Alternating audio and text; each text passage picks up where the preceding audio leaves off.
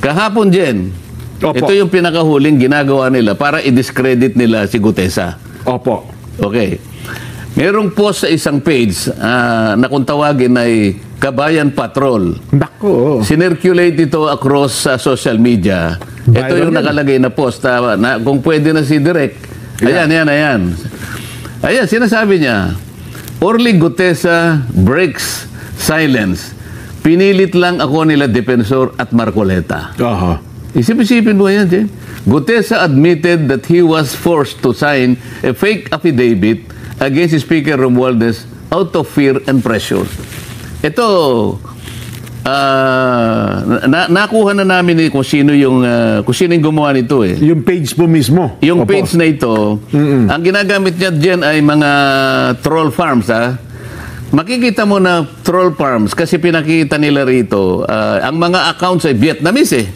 Ah, ganun po? May Vietnamese accounts, karamihan ha. Oo. So kung nako. halimbawa sa 1,500 Vietnamese at yung iba pa Arabic accounts, para kunwari maraming sumusuporta. Maraming nag-suporta at saka kumukomment. Opo. Oo, ha. Ngayon, ibalik nga natin doon para makita natin.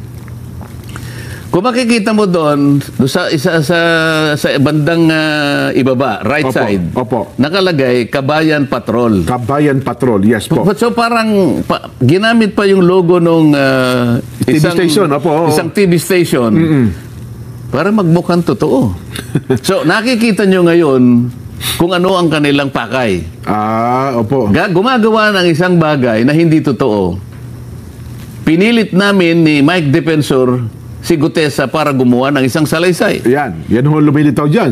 O isang bagay na kabaligtaran. Ngayon, anong pakay ng mga... Hindi lang ito dyan, ha? Opo. Kasi kung punta tayo sa pangalawang slide dyan. Yan. Ayan.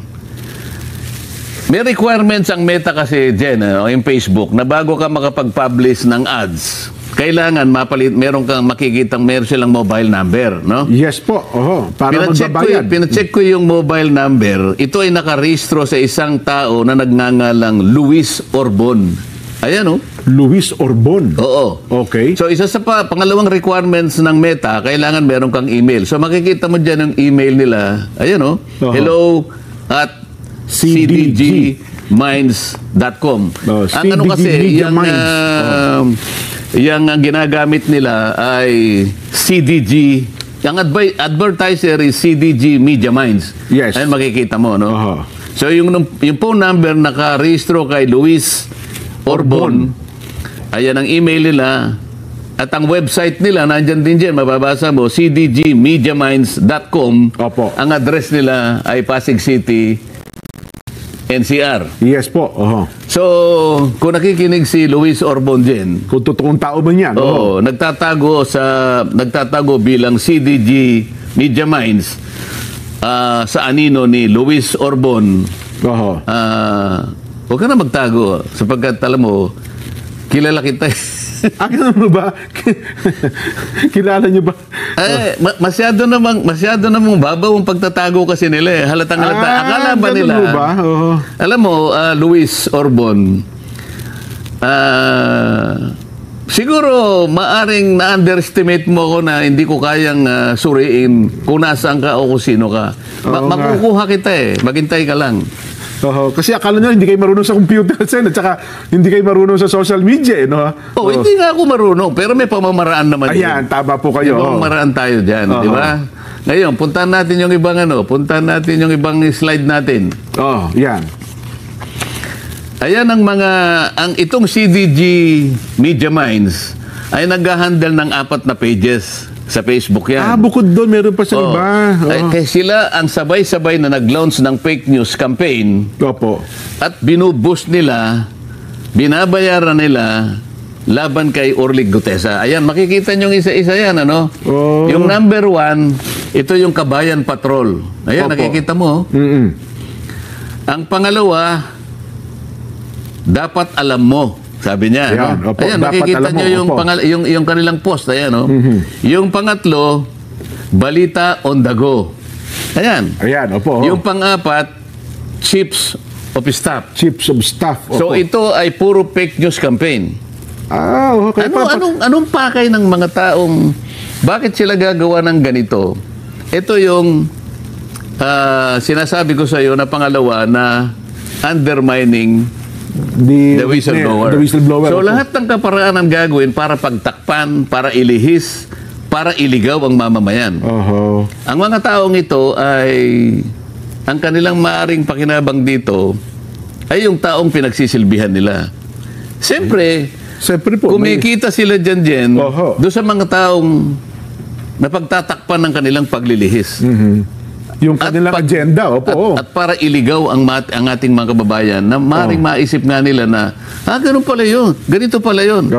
Kaya natin dinidiscuss dyan para malaman ng taong bayan na ito ay puro fake news na ginagawa nila para magtakip, para isalba, para proteksyonan ang mga nasa likod ng mga iniimbestigahan natin. At kung nanonood ba yun, nabasa man ito ni Gutesa, baka humina ang loob yun, Kasi puro nasaan si Gutesa, nasaan si Orly. Pare-parehas yun, Iba't ibang uri ng ads. Puntahan natin yung isa pang slide direct. Ayan, tingnan mo yan, Iba't ibang uri ng ads na puro paninira, iisang target. Si Marine Sergeant Gutesa at ako. Yan, ay may git na 10 ads yan dyan, ito ay ni loans magmula no October 24 hanggang October 29. So talaga palang So, ito pa, alam mo, ang kanilang ginagasta bawat araw, merong range from 500 pesos to 4,000 pesos.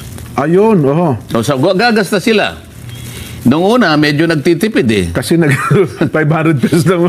Ngayon, mga cheap naman itong mga ito manlilin lang ka lang, galingan mo na, di ba? Oo naman. Ngayon, siguro naisip nila, teka, baka kailangan nating pag-ibayuhin. Binubus so, umaabot hanggang 4,000. Binubus nga sila.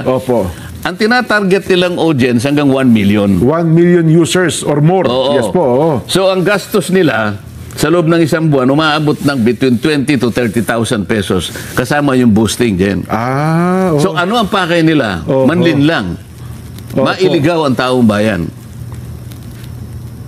So ang gastos ay ganun karami para sa ganun patakbuhin yung kanilang mga ads. So kung mga ganun, times 10 kasi mga 10 pala, iba't ibang lugar saan, ibubus nilang lahat. Bamalak kahit pa paano. So, gumagasta sila talaga. So, sa uling slide, pakita natin para makita natin. Itong mga slides na to, Jen, makikita mo, pinamonitor ko yan magmula ng January 2025.